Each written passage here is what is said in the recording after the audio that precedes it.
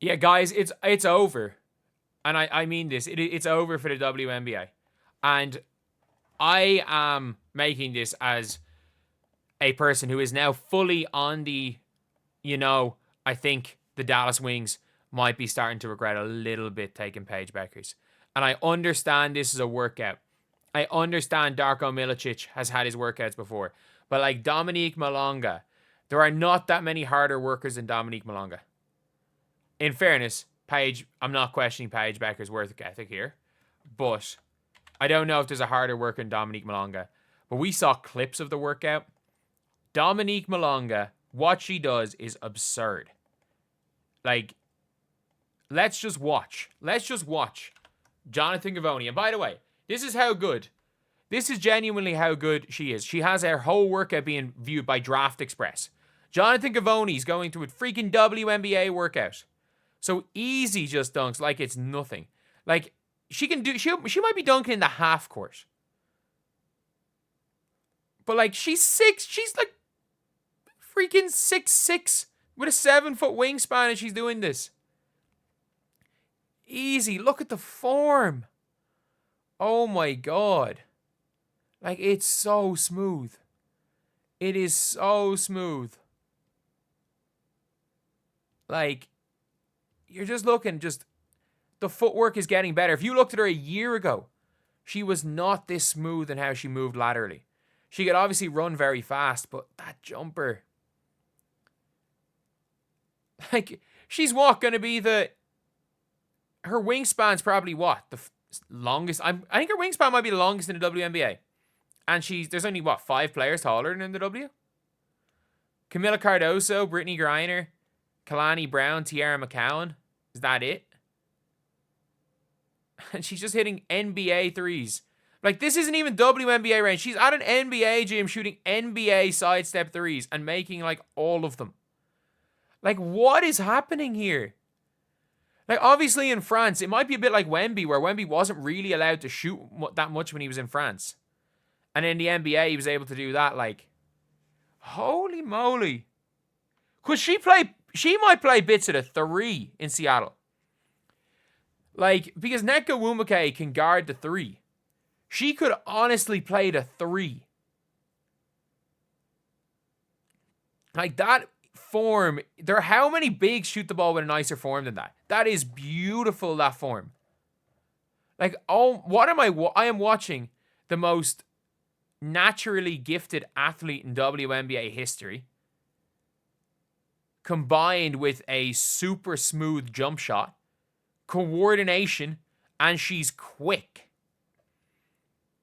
And also with a work ethic. She is stepping in from, like, deep NBA 3. Like, that's what, like, I don't know how many bigs there are with this type of range. Like, she could barely hit a jump shot 2 years ago. How the hell have other bigs not developed this? If this is 2 years, like, she's there working on, obviously that shot's never something she's going to shoot in a game. But, like, because of her ability to drive past people, like, this is crazy. This is actually crazy. Like, I knew she could shoot a little bit, but, like, it's over for the WNBA. It is absolutely, it's just over. It's over. There's never been a player like Dominique Malonga. And look, I understand. She really is a spin dug package when she was 15. When she was 16.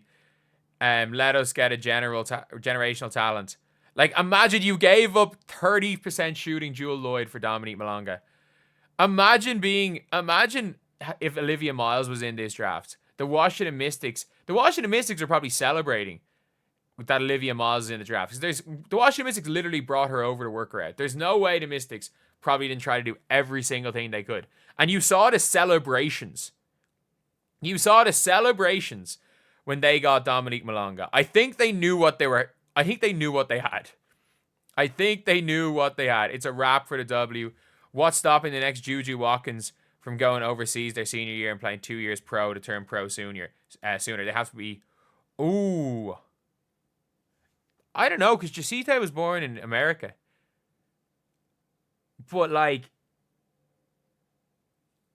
Dominique Malonga. Also, what's stopping it? NIL money making way more than the WNBA. That's what's stopping it. Why was she taking second again? Just off this video, I would have taken her first. Didn't even have to watch the whole thing. You can find a Paige. You can't find her. I mean, it's hard to find a Paige. But, like... And... I've made this video time and time again. I'm like, I understand why you take a Paige. She's a sure thing. You assume she's going to be an all-star day one. And it's hard to pass on that. But, like... 6'6", 7'1" wingspan, massive hands. Like, worst shot fake in the league. No, I've seen so much worse. But you obviously, for putting butts in seats, you can't pass on Paige Bueckers. But, like, she seems to be almost the final form type of Cameron Brink.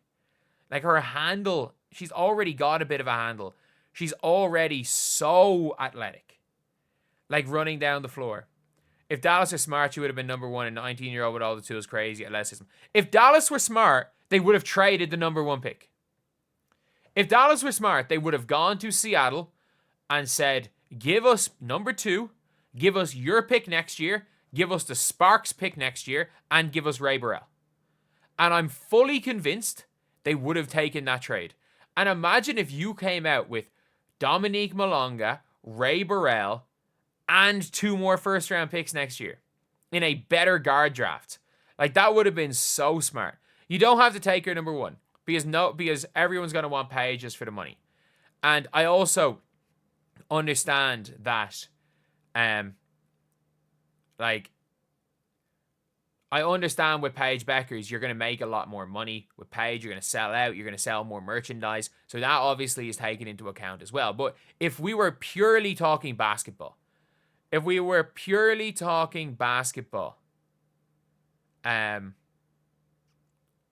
like, the way everyone evaluates prospects, it's hard to pass on Malonga. And I think she's going to help the Storm right away. I don't think she's going to be good right away. 5 points per game as a rookie. That's all she needs. That's all she needs is 5 points per game as a rookie. If by year 3 she's averaging 13 points per game, and then by year 4 she's averaging 17 points per game, she's already, by year 4, in year 4 she's going to be younger than Paige is right now. By the time she gets to year 5, she's still going to be younger than Paige is right now. And by then she's probably an MVP. Like, Dominique Malonga, we let Satu call herself the unicorn. Like, I don't even know what we can call Dominique. Like, we need to come up with a nickname for Dominique Malonga. Like, Lady Wemby, the WNBA's Wemby. It's not it. We need a nickname for Malonga. Because she's someone we've never seen before. And, like, we've got Baby Goat already for Caitlin Clark. But I mean this when I say this. And if all pans out with Dominique Malonga, and she's got guard athleticism, some guard skills, a smooth jump shot, she's 6'6" with a 7'1" wingspan. If she bulks up a little bit, which she will, she's a kid. We saw how skinny Caitlin was last year and how much she bulked up coming into this year. If Malonga bulks up a bit in the next couple of years, Malonga could be better than Caitlin. Like, Malonga is young, is like, 6 months younger than Juju Watkins? Like, she is a legitimate prodigy. And it's funny because ESPN during the Elite 8 were saying Kiki Iriafen is going to be the number 2 pick. Or maybe it'll be Sonia Citron. They did not, and I mean this, they did not mention Dominique Malonga on ESPN. And I'm sorry. I do not understand why we are not more hyped to watch a person who could be the future of the league. And just like in the NBA, when Wemby wasn't an all-star as a rookie, but there were 23, 24-year-olds are expected to be all-stars. I'm not expecting Dominique to be an all-star this year. If she was on a bad team, I would be expecting her to put up 10 points a game. But the Storm are really good. The Storm are looking to try to win a championship. If she was drafted in Mystics, I'd be expecting her to start and put up 10 a game. Which, in the end, for NBA terms, is like putting up 16, 17 a game. With the pace of the game and extra time. but I'm going to give her 5 points per game. And I have weird feelings. I have a weird feeling that she's going to play the 3. I think she's going to play a lot at the 3. And you're going to run like weird, lengthy zone lineups where Nneka can kind of guard some threes. And maybe imagine a 2-3 zone with her, or even like a 3-2 or something with her at the top of the zone. Could you imagine? Or if they played any sort of, could you imagine Nate Tibbetts with all his junk zones? He runs every junk zone imaginable. Could you imagine him having Malonga at the top of a zone?